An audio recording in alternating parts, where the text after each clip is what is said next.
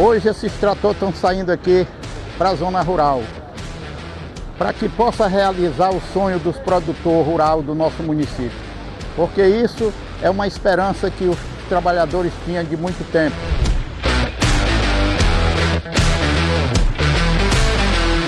Hoje a gente está com essas máquinas hoje saindo para o interior, fazendo essa demanda, que apesar de estar no começo, mas a demanda já é bastante grande para começar, né?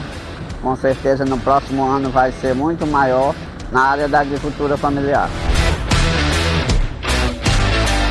Hoje nós estamos realizando um sonho, não só meu, não só de Vinícius, mas dos produtores rurais, de chegar a ter na sua propriedade tratores preparando esse trabalho junto às suas propriedades.